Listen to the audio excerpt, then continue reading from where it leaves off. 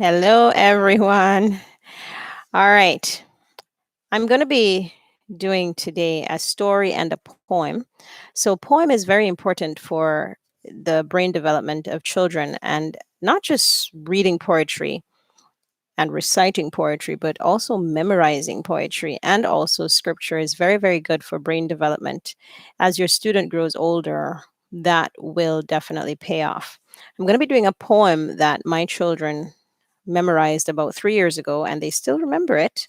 Very much filled with rhyme and lots of lyric and repetition, and it's very easy to remember. It's in a book titled Poetry for You and Me, and it's published by a Beka book.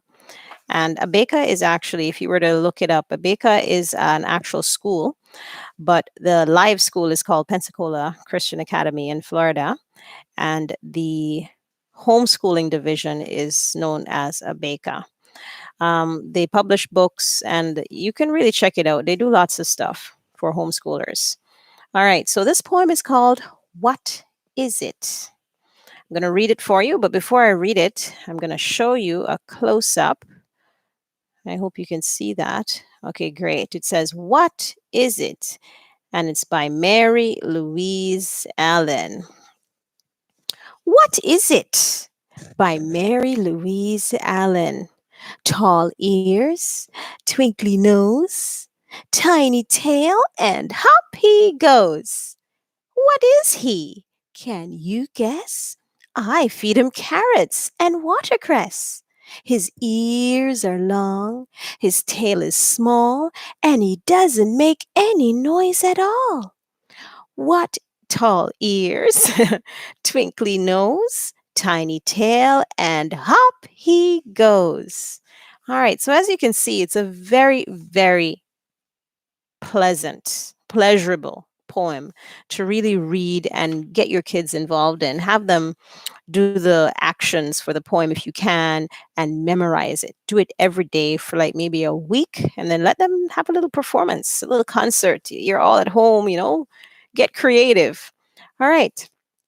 So, the next book that I'll be reading from is a book published by Christian Light Education.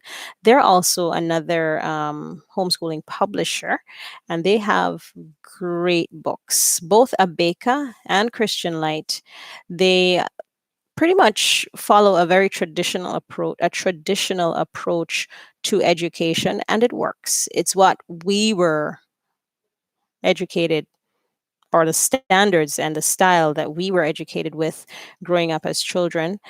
And it's what they continue to do in this current generation.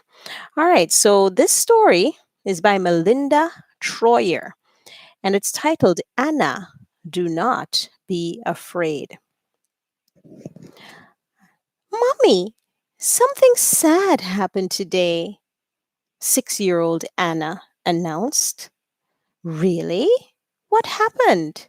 Mother asked while she poured water over the potatoes. You know Milton, the boy who walks with crutches? He fell today, and a lot of the children laughed. Anna pulled at a stray hair. His face turned red and he cried. His crutches flew way to the corner and he couldn't reach them. Didn't anyone help him? Asked Mother as she peeled another potato. No, nobody helped him. I would have, but I was afraid the others would laugh at me. Anna pushed the stray hair back. Anna, you must not be afraid to do good. Mother washed and dried her hands. She got her Bible and opened it. In Matthew 5:10 it says, "Blessed are they which are persecuted for righteousness' sake." She closed the Bible and took Anna's hands in hers. You must always obey God and do good and not be afraid of what others say. Anna nodded silently. The next morning, as Anna walked up to the schoolhouse, she noticed little Reuben, the mentally slow child in her school. He sat on the steps, the contents of his lunchbox scattered around him. Big tears rolled down his cheeks. Here, Reuben, let me help you. Anna knelt down and stuffed the thermos, sandwich, and banana back into the lunchbox. She helped Reuben wipe his nose with her tissue. The tears stopped, and he smiled. He stood up and put his hand in hers. Anna felt a bit silly, but she held his hand until they reached the classroom. Nobody said anything about helping Reuben, but she felt good inside, knowing she had obeyed God and had done well. All right. So, parents, there are a few questions, 7 questions in all. And these questions, you can expand on these questions. You could have your fifth, sixth, seventh grader, eighth grader, ninth grader expand on these questions. Write an essay about how we as a community of people all around the world can help others who are less fortunate than ourselves. Look at the situation going on right now with COVID 19. We have many, many, many servicemen and women who are risking their lives to help us, all for the greater good. They could quit, but they haven't quit. Doctors are in the operating theater, doctors are still in the hospital, nurses, nursing staff, everyone, they're still there and they are trying their very best to help the situation despite all the limitations in hospital supplies and everything else. And there are thousands of people pouring into these hospitals on a daily basis, and they're still there. So, like I said, they could quit, but they haven't quit because they're doing it for the greater good, because it's in their heart to help. Now, we as children, your children here watching me, I am also a child in many ways. Not actually a child, but a child at heart and a child of God. I'm also a child of God, and I can do my very best to help others, especially in these times. And one of those ways that I'm trying to help is to help you with these videos, to help you to learn at home. So I'm doing my part. I want you to do yours.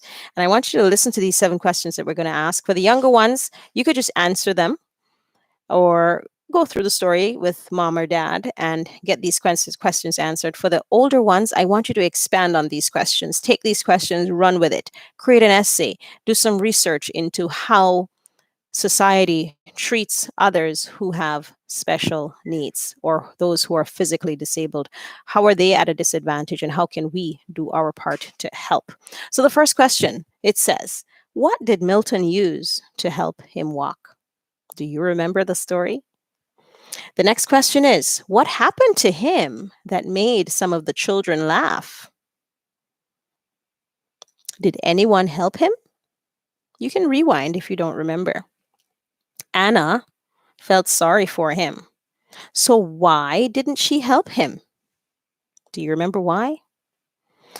Is that a good reason not to help someone who needs help? The next morning, a mentally slow boy, and remember, mentally slow can just mean that you learn differently or you learn slower than others.